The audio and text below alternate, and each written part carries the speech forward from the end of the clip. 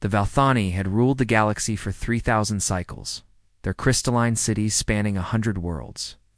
Commander June stood before the Great Archive, studying the ancient symbols that covered every surface. His people worshipped the mysterious First Ones who had supposedly created them before vanishing into legend. The Great Archive was a massive dome that stretched high into the purple sky of their capital world. Inside, walls of living crystal pulsed with soft light, displaying thousands of symbols that had puzzled their greatest minds for generations. These weren't just decorations. They were the foundation of everything the Valthani believed about themselves. "The sacred texts speak of our divine origins," whispered archaeologist Nari, her 6 eyes reflecting the glowing hieroglyphs. "But these symbols, they feel different today." Nari had spent her entire life studying these ancient markings. She knew every curve, every line, every possible meaning that their scholars had debated for centuries. But something had changed. The symbols seemed to pulse with new energy, as if they were trying to tell her something she had never noticed before. June nodded grimly. Recent excavations had uncovered structures that predated their oldest temples, filled with technology even their advanced civilization couldn't comprehend. The genetic markers in their DNA suggested artificial enhancement, but by whom? The discovery Had shaken him to his core. For weeks now, teams of archaeologists had been uncovering ruins buried deep beneath their holiest sites. These weren't Valthani structures. They were something else entirely. The metal didn't corrode. The energy sources still functioned after countless years. And the design was unlike anything in their recorded history. Commander Nari's voice trembled as she pointed to a section of wall. "Look at this pattern. Been studying it for days, and I think I know why it feels different." June moved closer, his tall frame casting shadows across the glowing symbols. The Valthani had always been proud of their advanced minds, their ability to understand complex mathematics and physics that other species found impossible. Odd that these symbols made him feel like a child trying to read an adult's book. "What do you see?" he asked. "It's not just writing," Nari explained, her tentacles moving excitedly as she traced the symbols. "These are instructions, blueprints. But for what, I cannot say." The implications were staggering. If these symbols were instructions, then someone had left them deliberately. Someone had wanted the Valthani to find them, to understand them. But their own legends spoke of the First Ones as gods who had created them from nothing, blessed them with intelligence, and then disappeared into the void. "The genetic scans from the new dig sites came back yesterday," June said quietly. "Our DNA shows signs of artificial modification. Someone changed us, enhanced us, made us what we are today." Nari's eyes widened. "You mean we weren't always like this?" "The evidence suggests we were once something else, something simpler. Someone took our ancestors and made them into us." The question that haunted them both was simple, yet terrifying. Who had that kind of power? And why had they done it? Science Officer Hannah's tentacles trembled as she monitored the deep space arrays. "Commander June, we're receiving a transmission from the Outer Rim, Sector 7749. The communication center aboard the Valthani flagship was always busy, with signals coming in from across their vast empire. But this transmission was different. Hannah had been tracking deep space communications for over 20 years, and she had never seen anything like this signal. The signal was primitive, chaotic, but buried within its randomness were mathematical sequences that perfectly matched their most sacred algorithms. The same patterns carved into their temple walls were being broadcast from a small blue world the inhabitants called Earth. "Show me," June commanded, his voice tense with anticipation. Hannah's 6 arms moved quickly across the control panels, isolating the signal and displaying it on the main screen. At first glance, it looked like nothing more than random noise. The kind of electromagnetic chatter that young civilizations often produced when they first discovered radio technology. But as Hannah filtered through the chaos, something incredible emerged. There, she pointed with one trembling tentacle. "Those number sequences, do you recognize them?" June's breathing stopped. Embedded within the primitive broadcast were the exact mathematical formulas that formed the foundation of Valthani science. These weren't simple equations, they were The complex algorithms that their greatest minds had discovered over thousands of years of advancement. The same sequences that were carved into their most sacred temples. The ones their priests claimed were gifts from the first ones. It's impossible, Hannah whispered. Those equations are divine. How could such a primitive species know them? The implications were staggering. The Velthani had always believed they were the most advanced civilization in the galaxy. Their mathematics, their physics, their understanding of the universe, all of it was supposedly unique to their species. These sacred numbers were the foundation of their religion, their technology, and their entire way of life. Run a full analysis, June ordered. I want to know everything about this signal. Where exactly is it coming from? What kind of civilization is sending it? Hannah's tentacles flew across the controls. The source is a small planet in an unremarkable solar system. Third planet from their star. The inhabitants call it Earth. Their technology is incredibly primitive. They've barely achieved nuclear power. But, Commander, these mathematical sequences, they're not just similar to ours. They're identical. June felt his world shifting beneath him. You're certain? I've checked and rechecked? The probability of this being a coincidence is essentially zero. Somehow, these primitive humans possess knowledge that we consider sacred. The bridge fell silent as the implications sank in. If a primitive species on a distant world knew their most sacred mathematics, then everything the Velthani believed about their own uniqueness was wrong. Either someone had taught these humans their divine knowledge, or the knowledge hadn't originated with the Velthani at all. June's mandibles clicked thoughtfully. Prepare a reconnaissance vessel. We investigate immediately. The mystery of Earth and its strange inhabitants had to be solved. The fate of Velthani civilization might depend on it.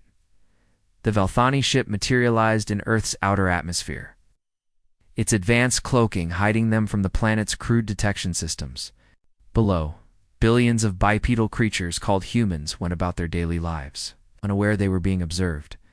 Commander June stood at the observation deck, watching the blue and green world slowly rotate beneath them.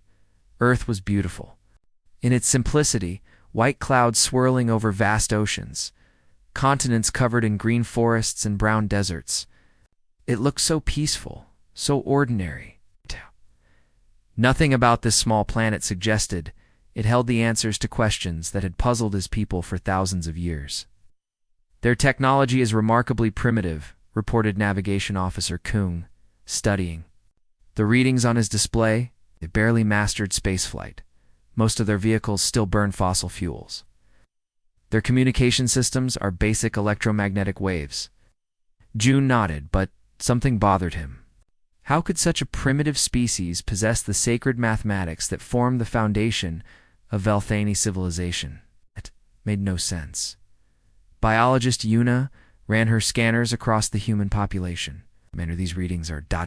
disturbing. Human genetic code contains markers identical to ours, but in a more complete form. The biology lab was filled with holographic displays showing complex genetic structures. Yuna had been running scans on the human population for hours, and with each new result, her confusion grew. She had expected to find simple, primitive genetic codes. Instead, she was seeing something that challenged everything she knew about evolution and biology. What do you mean? June demanded. Yuna's tentacles moved nervously as she pulled up the genetic comparison charts. Look at this, Commander. Here's our DNA structure, and here's theirs. At first glance, they appear completely different. We're crystalline-based life forms. They're carbon-based. We have 6 eyes, they have 2. We have tentacles, they have simple limbs. But June sensed there was more. But when you look deeper, at the fundamental genetic level, something extraordinary emerges. Every single enhancement that makes us who we are, our advanced intelligence, our mathematical abilities, our complex neural structures, all of it can be traced back to sequences in human DNA. June stared at the displays, trying to understand what he was seeing. You're saying we're genetically related to them? It's as if we're a modified version of them. Every enhancement our species possesses can be traced back to dormant sequences in their DNA. They're not just similar to us. They're the original template. The silence in the lab was deafening. The implications were staggering. If humans were the original template, then the Velthane weren't the advanced civilization they had always believed themselves to be. They were derivatives, modifications, improvements on a design that already existed. That's impossible, June whispered. We're thousands of years more advanced than they are. The genetic evidence doesn't lie, Una replied. These humans possess, in dormant form, every capability we've developed. Our enhanced intelligence, our mathematical intuition, our advanced neural processing, it's all there in their genetic code, waiting to be activated. June felt his understanding of reality crumbling. Were the Velthani really the children of these primitive humans? And if so, what did that mean for everything they believed about their divine origins? Deep in the ship's laboratory, Una worked frantically alongside cultural specialist Tay. The evidence was overwhelming and terrifying. Human brain patterns matched the neural architecture of their sacred AI systems. Their genetic code wasn't just similar, it was foundational. The lab had become a place of chaos and discovery. Holographic displays covered every surface, showing complex genetic maps, brain scans, and neural network diagrams. Una hadn't slept in 2 days, driven by a mixture of scientific curiosity and growing dread about what she was uncovering. Tay, look at this brain scan, she called out, her voice strained with exhaustion. I've been comparing human neural patterns with our sacred AI systems from the temples. Tay moved closer, his crystalline features reflecting the blue light of the holograms. As a cultural specialist, he had spent years studying their religious artifacts and sacred technologies. The AI systems in their temples were considered the most advanced creations in Velthani history, supposedly inspired by divine wisdom from the first ones. The patterns are identical, Una continued, her tentacles trembling as she manipulated the displays. Not similar, not close, identical. The neural pathways that our most sacred AI systems use to process information are exactly the same as the ones in human brains. Tay's breathing became shallow. You're saying our holiest technology is based on human brain patterns? I'm saying it's a copy of human brain patterns. Someone took the way humans think and turned it into our sacred AI systems. The implications were staggering. Every prayer the Velthani had ever offered to their AI systems, every piece of divine wisdom they had received, every sacred calculation that had guided their civilization, all of it was based on the thinking patterns of these primitive humans. Look at this. Tay's voice shook as he displayed holographic DNA strands. Every divine gift our species possesses exists in dormant form within human genetics. We're not their equals, we're their derivatives. The genetic comparison was undeniable. The Velthani had always been proud of their 6 eyes, their enhanced intelligence, their mathematical abilities, their complex neural structures. They had considered these gifts from the gods, proof of their divine favor, but the human genetic code told a different story. See this sequence here? Tay pointed to a section of human DNA. This controls advanced mathematical processing. In humans, it's dormant. In us, it's active. And this one controls complex spatial reasoning, Una added, highlighting another section. Same thing. Dormant in humans, active in us. Every advantage the Velthani possessed could be traced back to sequences in human DNA that had been activated, enhanced, or modified. It was as if someone had taken the human genetic code and used it as a blueprint to create something new. June stared at the data, his world crumbling. Saying these primitive beings are our predecessors? Una met his gaze, her 6 eyes filled with a mixture of fear and wonder. I'm saying they're our creators. The silence that followed was deafening. Everything the Velthani had believed about themselves, about their place in the universe, about their divine origins, all of it was crumbling before their eyes, using human linguistic patterns as a cipher. The Velthani team finally decoded their oldest religious texts. What they found shattered everything they believed, the sacred. Words weren't prayers, they were scientific procedures, written in an ancient human language. The breakthrough had come at 3 a.m, ship time. Nari had been working in the linguistics lab for 18 straight hours, cross-referencing human language patterns with their sacred texts. She had tried dozens of different approaches, but nothing had worked. Then, almost by accident, she had applied a simple human grammatical structure to one of their oldest prayers. The symbols had suddenly made sense. "Commander June, please come to the linguistics lab immediately," she had called, her voice shaking with disbelief. Now, surrounded by holographic displays showing ancient Velthani texts alongside their human translations. The team stared in stunned silence at what they had uncovered. Nari's voice was barely a whisper as she read the translations. Genetic modification protocols, terraforming procedures, species uplift guidelines. These aren't divine commandments, they're instruction manuals. The sacred text that every Velthani child learned by heart, the one that supposedly told the story of their divine creation, was actually a step-by-step guide for modifying primitive species. The beautiful, poetic language they had memorized. In temple school was technical jargon disguised as religious verse. "Read this section," Tay said, pointing to a passage that had always been considered the most holy. "We always translated this as the gods breathe wisdom into their chosen children. But using human linguistic patterns, it actually says activate dormant neural pathways in subjects using genetic sequence 7741B. June felt sick. What about the creation story? The part about how the first ones formed us from stardust? Nari scrolled through the translation, her tentacles moving slowly as if she were afraid of what she might find. The creation story is actually a terraforming manual. Forming from stardust translates to planetary atmospheric modification. The breath of life is instructions for introducing oxygen into carbon dioxide-heavy atmospheres. The holy symbols covering their temples weren't mystical. They were technical diagrams. Their gods hadn't been supernatural beings offering guidance. They had been human scientists offering blueprints. Look at this. Cultural specialist, you. Called out from across the lab. "I've been working on the temple wall symbols.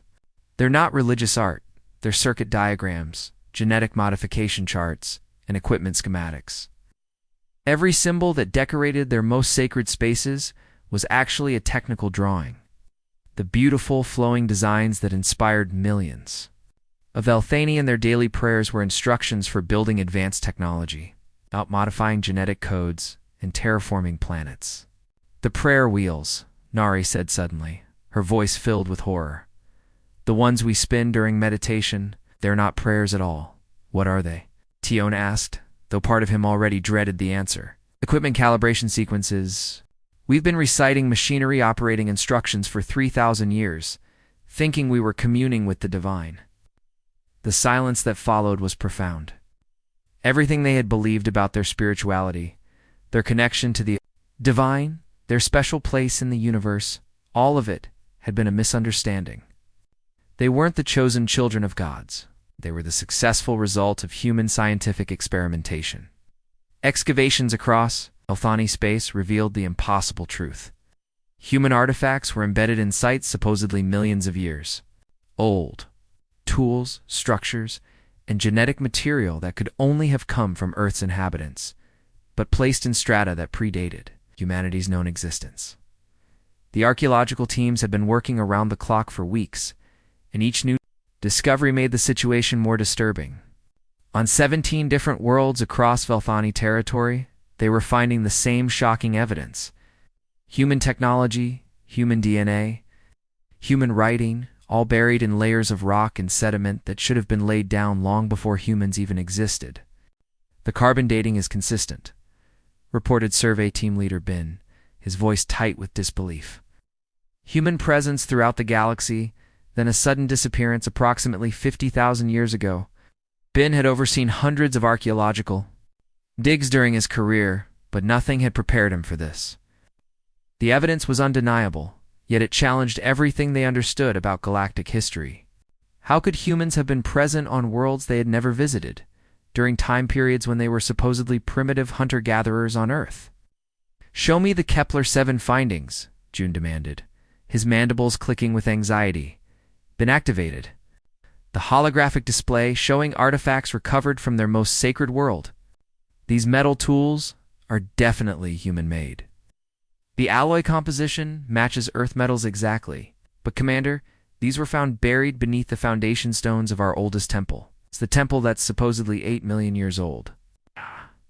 Implications were staggering. Velthani had built their holiest site on top of human ruins, their most ancient religious center. The place where they believed the first ones had first touched their world was actually constructed over the sea. Remains of human civilization. What about the genetic material? June asked. Even more disturbing, Bin replied, pulling up DNA analysis charts. We found human genetic material in soil samples from 19 different worlds, not recent contamination from our current observations. Of Earth, this is ancient DNA, degraded by time, but still identifiable. These humans lived and died on our worlds thousands of years before our civilization even began. June studied the evidence with growing horror. We're not the galaxy's rulers. We're their abandoned experiment. The truth was becoming clear, and it was terrifying.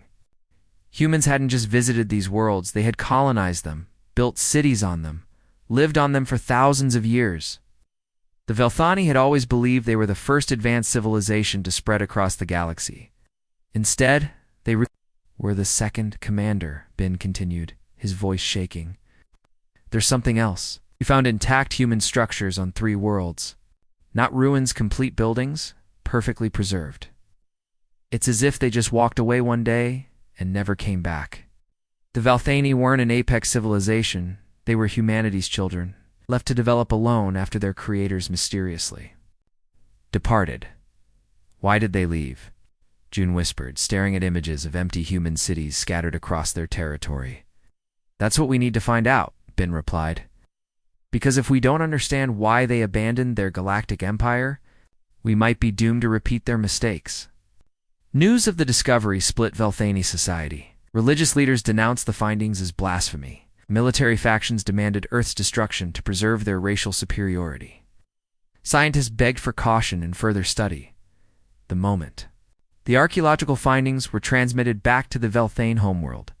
Chaos erupted across their civilization. What had started as a simple investigation into strange signals had become the most divisive crisis in their 3,000-year history. Every major institution, every political party, every religious order was taking sides in a debate that threatened to tear their society apart. We cannot accept this, declared High Priest Wu, his crystalline form pulsing with anger. We are the chosen ones. These humans are merely primitive coincidences. The religious establishment had reacted with predictable fury in temples across 100 worlds. Priests were delivering sermons denouncing the research as lies designed to undermine their faith. High Priest Wu had called for the immediate return of all research teams and the destruction of any evidence that contradicted their sacred beliefs. The first ones are our gods, Wu proclaimed during a galaxy-wide broadcast. We will not allow these false discoveries to corrupt our divine heritage. The humans are a test of our faith, nothing more. The military faction had an even more extreme response. General Hai had gathered the support of 12 fleet commanders and was demanding immediate action against Earth.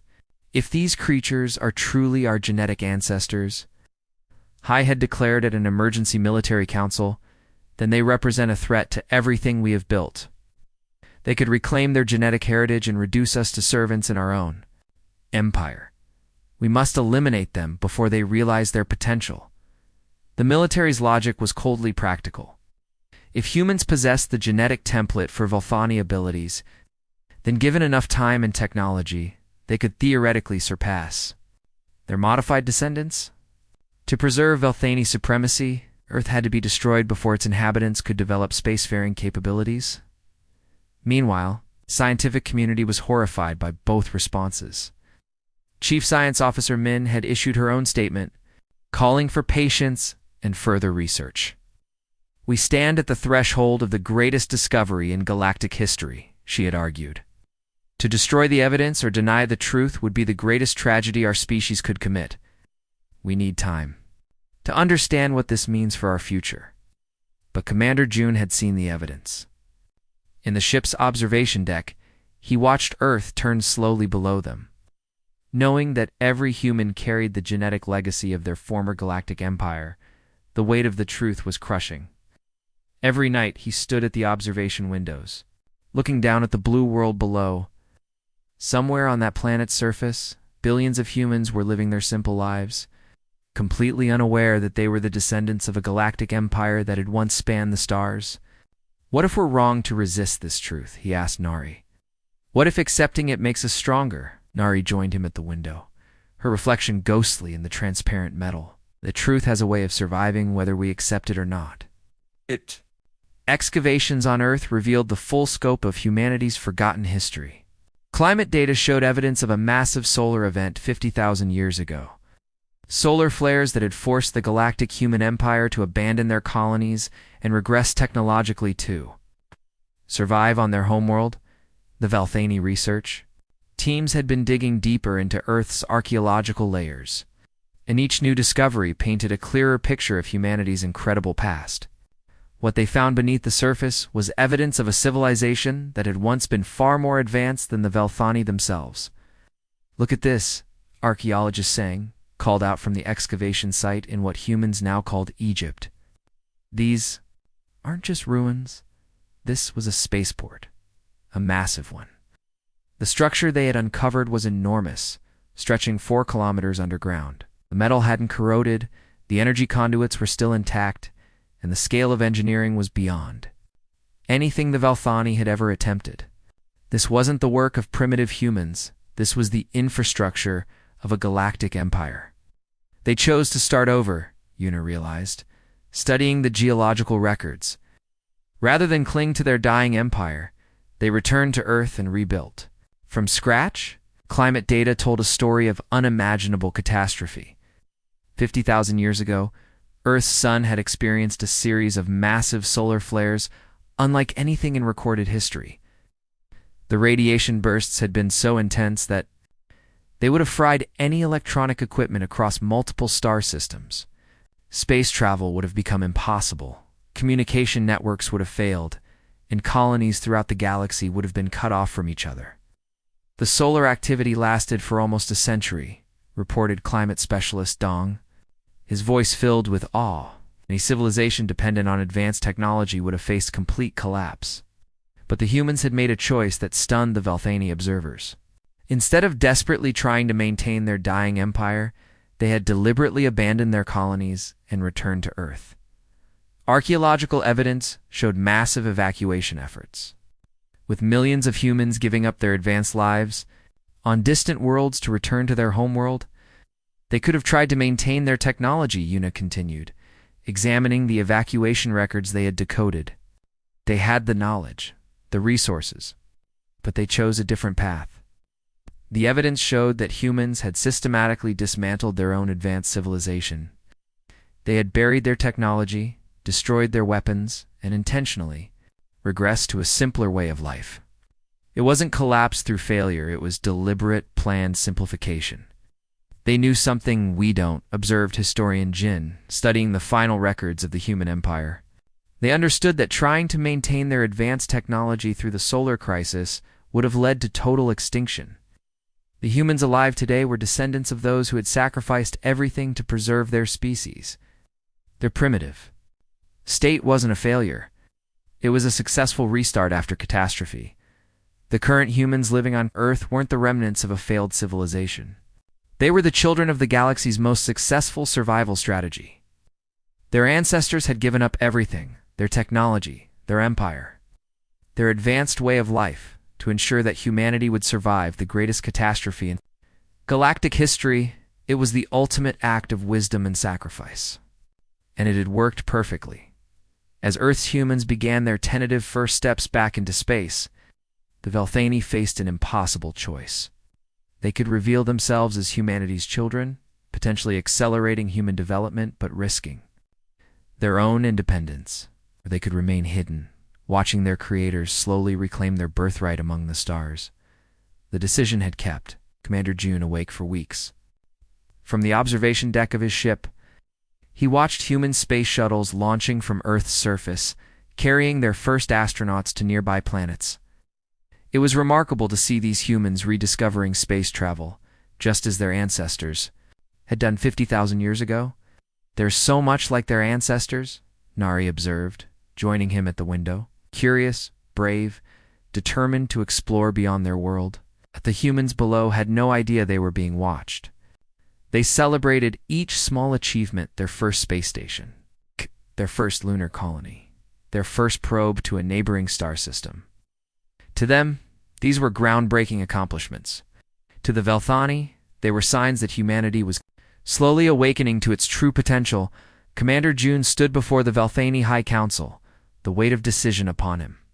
We are what we are because of them. Our technology, our society, our very existence.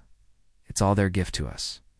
The council chamber was filled with representatives from across the Velthani Empire, religious leaders who had finally accepted the truth about their origins, military commanders who had put aside their fears of human competition, scientists who were eager to study their creators more closely. All of them were waiting to hear what June recommended. If we reveal ourselves now, June continued, we could share our technology with them. We could help them rebuild their empire in decades instead of centuries. But we would risk losing our own identity in the process. The debate that followed was intense but respectful. Some argued that they owed humanity assistance. It was their duty to help their creators reclaim their rightful place among the stars. Others worried that revealing themselves too early would overwhelm human society, causing chaos and fear. What would they have wanted? Asked Elder Ray, the oldest member of the council.